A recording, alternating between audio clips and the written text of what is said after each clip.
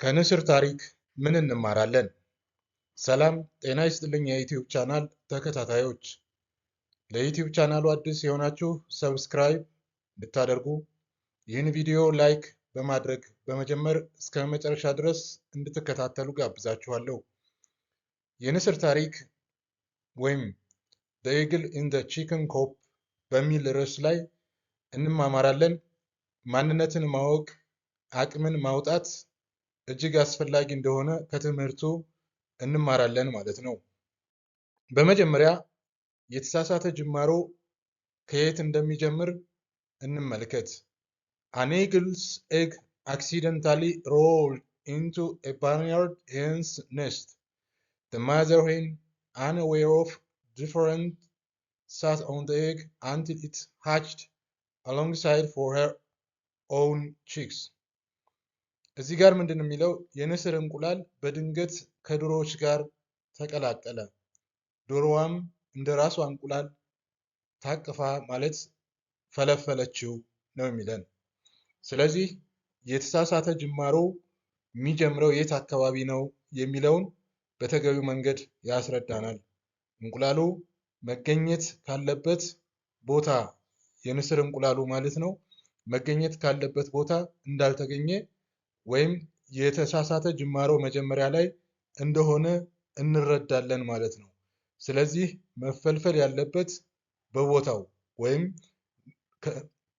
ንስር እንቁላል ከንስሯ ጋር አብሮ መሆን መቻል እንዳለበት ነው። ግን እዚህ የተሳሳተ ጅማሮ የጀመረው የንስሩ እንቁላል ከማን ጋር? ከዶሮ እንቁላል ጋር አብሮ በዶሮ አማካኝነት ታቅፎ እንደተፈለፈለ ነው።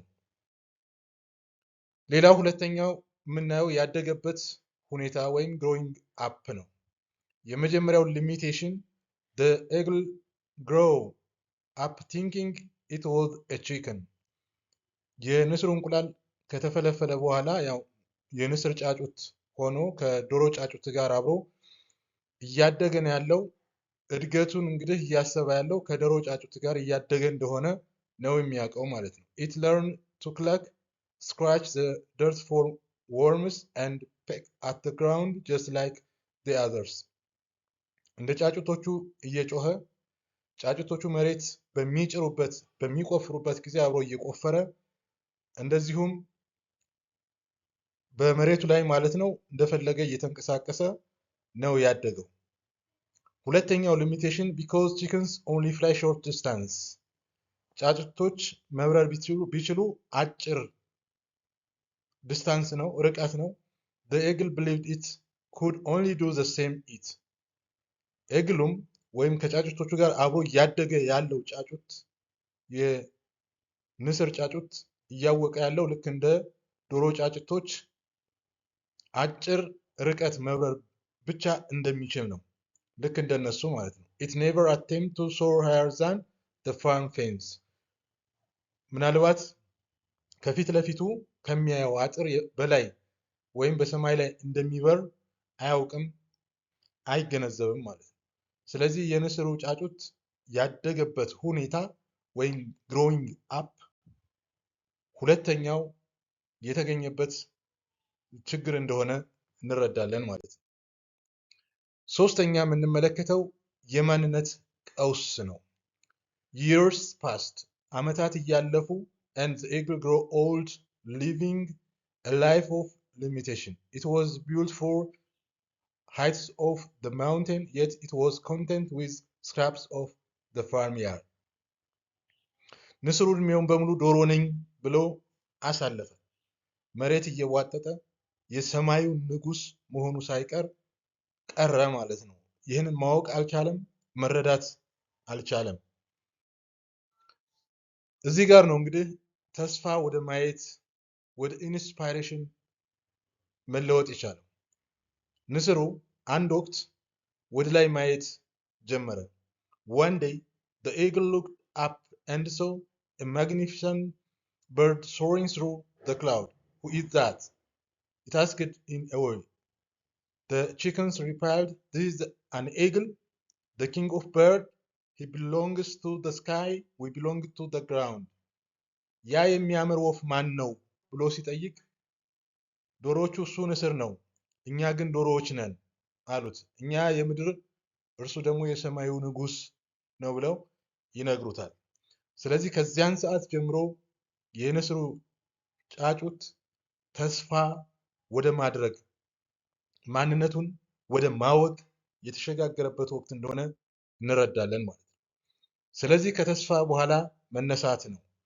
ተነሳ or awake. A naturalist came and spoke to the truth. You were not meant for the ground. Spread your wings and take your place in the sky.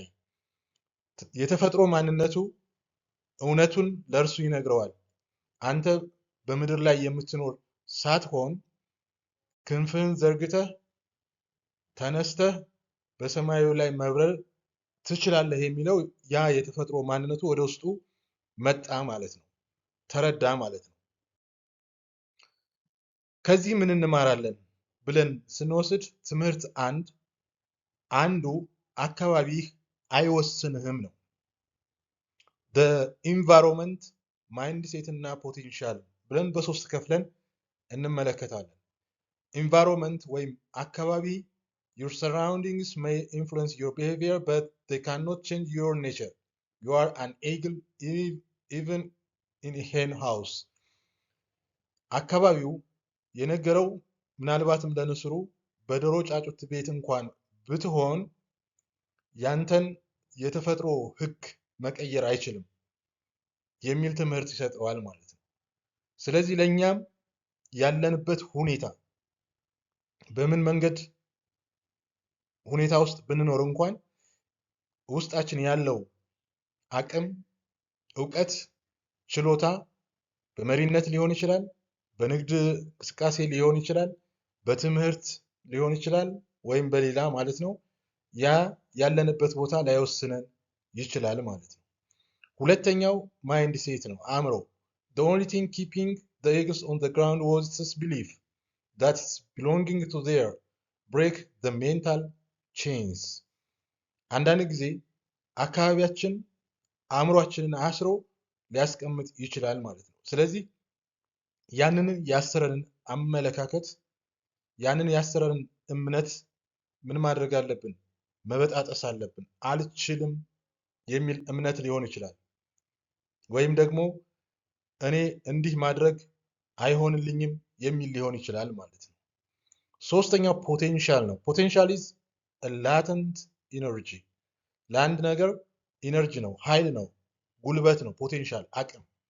it remains hidden until you decide to push against the limitation of your comfort zone. ያንን ማየት ስንጀምር ምናልባት ኮምፎርት ዞን መስሎን ወስኖን ያለውን ነገር ሊገፋን ይችላል። ያ ፖቴንሻል ማለት ነው። ላተንት ኢነርጂ የሚለው ለዛ ነው። ሁለተኛው ትምህርት እምነት ማንነትህ ነው። you are what you believe። የምታምነው ነገር ትሆናለህ። ንስር መሆንህን ካመንክ ሰማዩ ያንተ ነው። ንስር ሆነህ ዶሮ ነኝ የዶሮ ጫጩት ነኝ ብለህ የምታምን ከሆነ ደግሞ ያ ያመንከውን ነው የምትሆነው ማለት ነው። if you believe you are a chicken you will live and die as a chicken. if you realize you are an eagle the sky is your only limit. ስለዚህ እኔ ጫጩት ነኝ ብለህ የምታስብ ከሆነ አብረህ ከጫጩት ጋር አድገህ ልክ እንደ ጫጩት ትሞታለህ ማለት ነው። ነገር ግን እኔ ንስር ነኝ ብለህ የምታስብ ከሆነ ምንድነው የምትሆነው? ሰማዩ ያንተ ነው። ስለዚህ ሊሚት የሚያደርግህን ነገር ልትከላከል ትችላለህ ማለት ነው። ንስር መሆንህን ለማወቅ መጀመሪያ ከዶሮዎች ጋር መቧጠጥህን ማቆም አለብህ። ይሄ ጥበብ ቃል words of wisdom ማለት ነው። ለማነጻጸር ያክል ንስር ወይስ ዶሮ ኤግል ኦር ቺክን የሚለው በአራት ባህሪያት ከፋፍለን እንመልከት።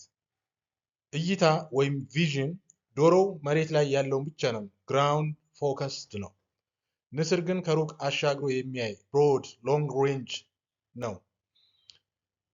ሌላው ባህሪ በረራን ስንመለከት ወይም ፍላይት፣ ዶሮ ዝቅተኛ እና አጭር ሎው ኤንድ ሾርት ዲስታንስ ፍላይንግ ነው ሊያደርግ ቢችል፣ ንስር ግን ከደመና በላይ አበቭ ዘ ክላውድ ከደመና በላይ ነው የሚበር። አመጋገብ ባህሪን ስንመለከት ዶሮ ምስጥና ትል ነው እየቆፈረ መሬት እየጫረ የሚበላው። ንስር ግን ትኩስ ስጋ ፍሬሽ ሃይ ኳሊቲ ማለት ነው። ማንነትን ስንመለከት ዶሮ ተከታይ ፎሎወር ነው። ንስር ግን መሪ ወይም ንጉስ ሊደርስ ኦር ኪንግ ነው። ስለዚህ ከዶሮ ጋር የምትቆይ ከሆነ ተከታይ ነው የምትሆነው። ራስን እንደ ንስር የምትቆጥር ከሆነ ደግሞ መሪ ወይም ንጉስ ትሆናለህ ማለት ነው። ስለዚህ ንስር ወይስ ዶሮ የሚለው ትምህርት በበቂ ሁኔታ ያስገነዝባል። ሌላው አቅምን አውጣ reaching the peak ባርንያርድ ፌስ መጨረሻው ይሄ ዝቅተኛው ስፍራ ነው። አቅምን ማውጣት ስትጀምር ትነሳለህ፣ ወደ ላይ ከፍ ብለህ ትበራለህ ማለት ነው። the moment you realize your true nature your trajectory changes forever። ስለዚህ አቅምን ማውጣት ጠቃሚ እንደሆነ ትምህርቱ ያስተምረናል። ውድ የዩቲዩብ ቻናል ተከታታዮች ዛሬ ከንስር ታሪክ በመነሳት አቅምን እንዴት መጠቀም እንዳለብን ትምህርት ተማምረናል። እንግዲህ ከተመቻችሁ ቪዲዮውን ላይክ እና ሼር እንድታደርጉ በዚህ አጋጣሚ ጠይቃችኋለሁ። አመሰግናለሁ።